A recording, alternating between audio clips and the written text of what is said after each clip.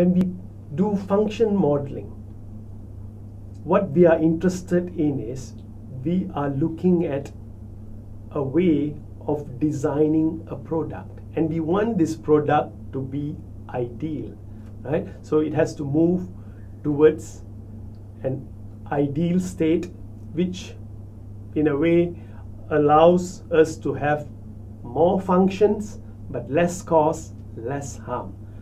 So how can we turn a function model to become more compact, more linear, and in a way approach the ideality?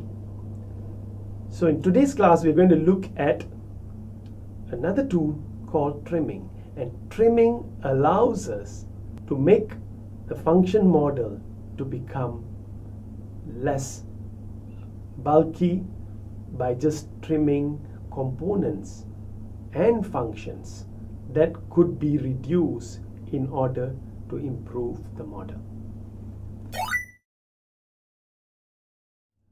Now let's see how to do trimming, right?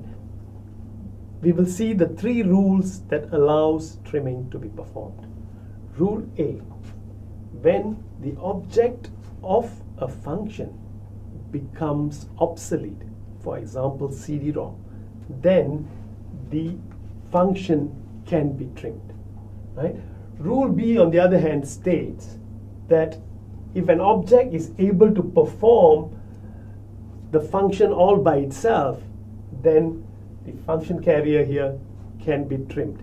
For example, I mean, in the past we used to see luggages being carried by using trolleys, but these days the luggages themselves come with the wheels, and as the luggage can move itself, we are now able to remove the function of the trolley.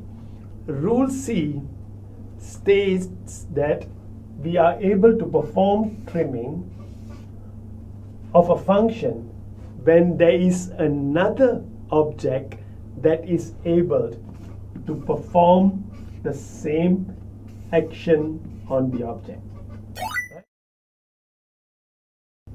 Let us take a look at an example. When we do trimming, the first step is to come up with a function model. And as you know, we need to do component analysis, right? So this is the components that make up an umbrella, right? As you know, person holds a handle, handle holds tube, tube holds stretcher, stretcher holds the ribs, and rib holds the cover, and the cover stops water and also air from getting to the person. So let's look at how can we trim this umbrella. Can we come up with a new model of an umbrella that has lesser components? So the first question we ask is, which component can be trimmed? And it's up to you. You can decide which one you want to trim. Which one would you consider? We can consider trimming the handle, right? When we trim the handle, now we have to make sure that when we perform trimming, the function that was performed by the handle before, which is holes, now this function needs to be transferred to another object, another component, right? So if the handle is not there, then person will need to hold the tube, right? That is one way of addressing this.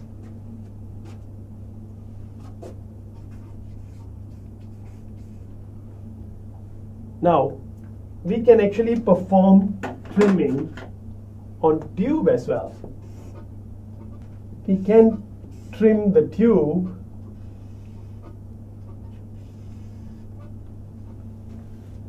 and when we trim the tube, then person, well, this holes as well gets trimmed, and the person will have to play the role of holding this stretcher. right? So in all these three cases, rule C was used, right? So it was rule C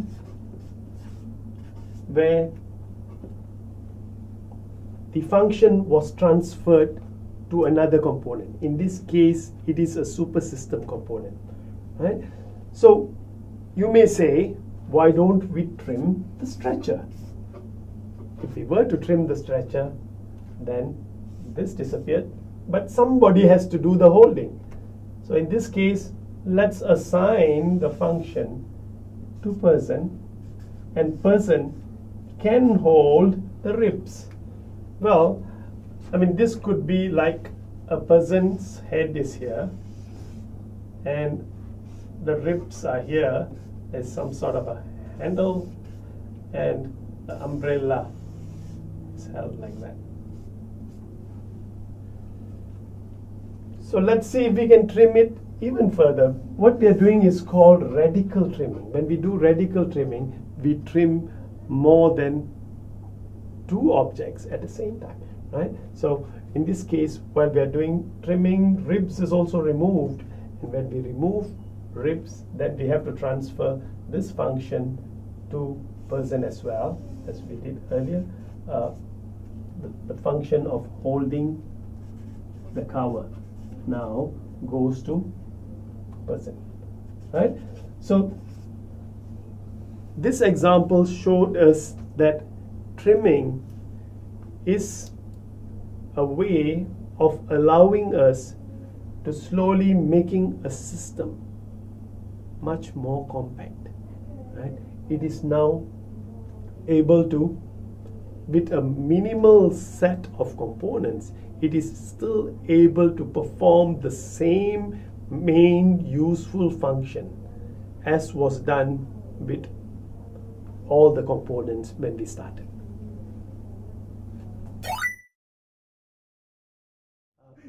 Trimming is a powerful trace tool. It helps us to make products to become more ideal.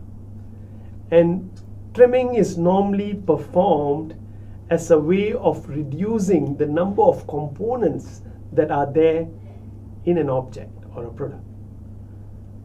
At the same time, trimming also can be used to make a product to be more lean, more capable of producing the function without any wastage or extra luggage, right? So we have seen how trimming can be performed, and for your information, trimming is widely used in circumventing patents, right? So when we look at patents, I mean, all patents will have a function model that describes how the product or the invention works. And when we try to circumvent this patent, that means we want to come up with an idea that is different in some way from the original patent idea. So one of the best ways of doing it is trimming. By trimming, what we can do is we can at least remove one of the components, and in this way the outcome or the product that results is different from the original product.